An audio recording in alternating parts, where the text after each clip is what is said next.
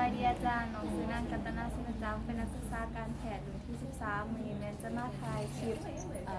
แง่เงียวแต่ว่าเป็นแง่เงียวทรายค่ะตอนที่แมนเขาจะมาศึกษาข้อมูลของคนเจ็บของเขาว่ามันตรงกับเอกสารของเขาหรือบ่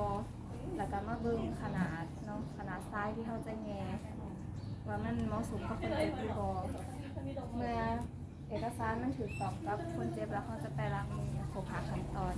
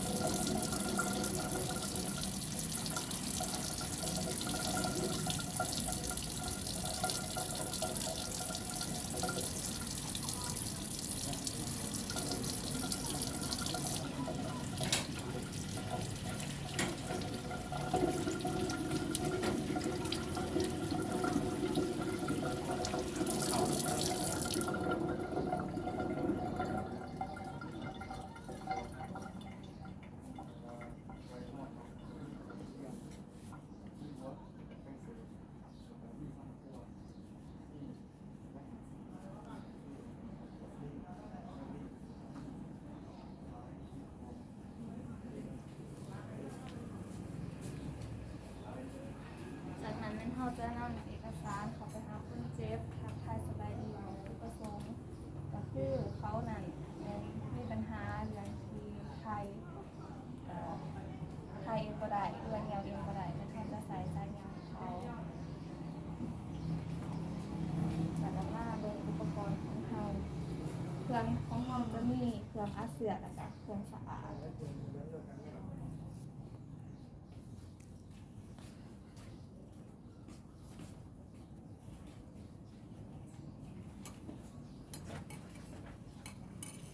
ก็เบิ่งสภาพแวดล้อมเขาจะปิดผากลางปิดพัดลมแล้วก็เปิดไฟให้มีแสงสว่างแล้วก็มาจัดทานอนเจ็บ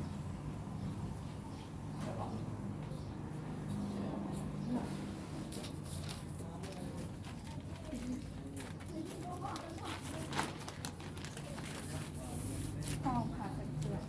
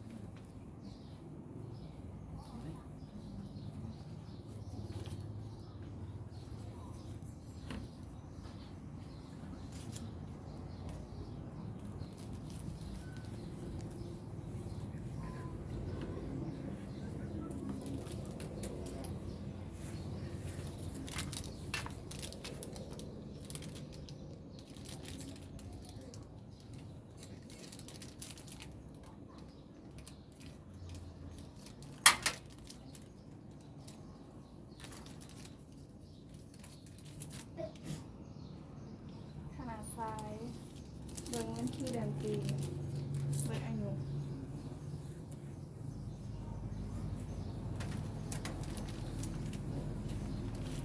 ซ้ายห้องอย่างเดียว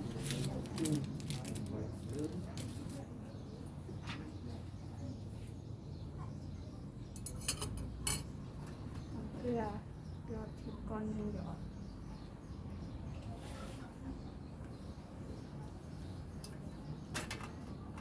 เดี๋ยวไปดิ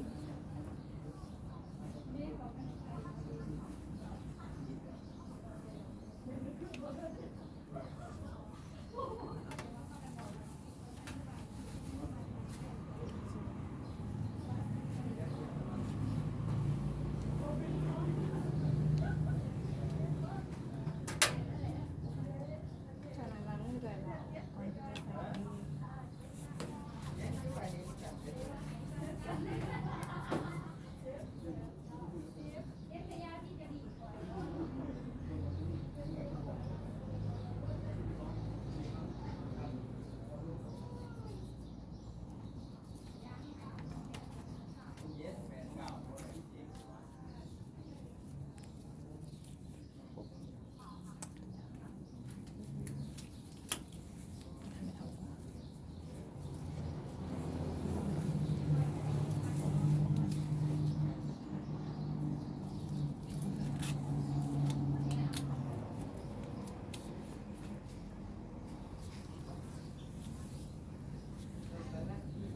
สำหรับการปฏิบัติเขาจะห้องขับก่อน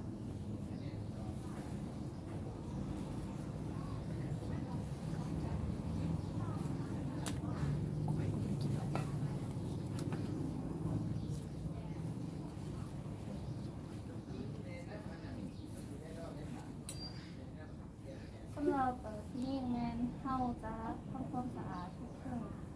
แล้วก็ที่ใหญ่แล้วก็เป็นขาแล้วก็ทีมหน่อยทีมใหญ่กับทีมหน่อย2 เดือนแล้วก็บอลหูเหนียวของเฮาแมนร่วมแล้วแมนใส่ประมาณ6 ก่อนแล้วก็ตามด้วยเบตาดีนส่วนผู้ชายแมนจะบริเวณ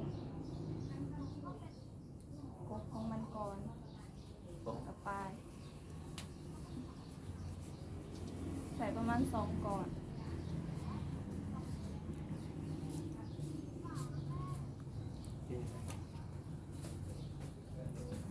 เอาสภาพเจอเราหรือไคบอลปลายซ้ายหรือจะไฟแต่บอลคนเจมหายใจเขาลึกๆจะตั้งเป็นมุม90 องศา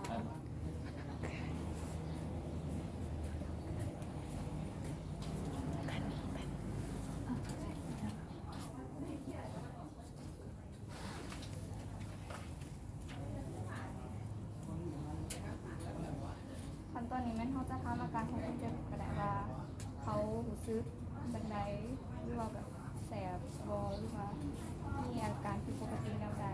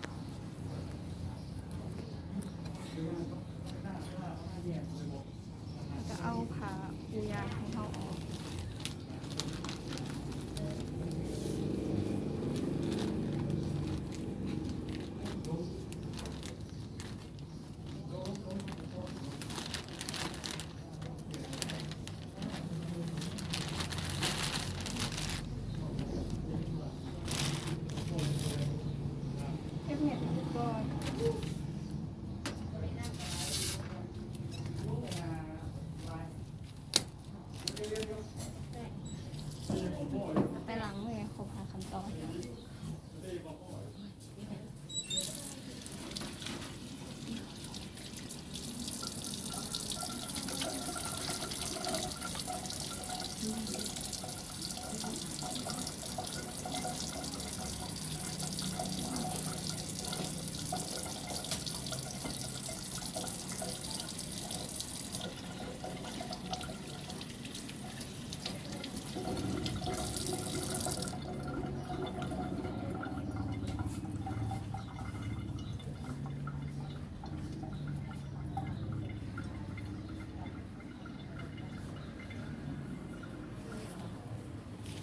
เขาก็ติดตามอาการของคนเจ็บ15 นาทีแล้วก็สังเกตปริมาณน้ำเหนียวแล้วก็บอกพี่น้องบอกคนเจ็บเองนำเนาะสำหรับเรื่องสุขศึกษาเรื่องอาการของเขาเจ้าก่อนและหลังไซเป็นอย่างไรพร้อมทั้งบันทึกลงใส่ในเอกสารวันที่เขาปฏิบัติพี่นะผมลายเซ็นของเขาสำหรับการสาธิตก็จบเพียงเท่านี้ขอขอบใจ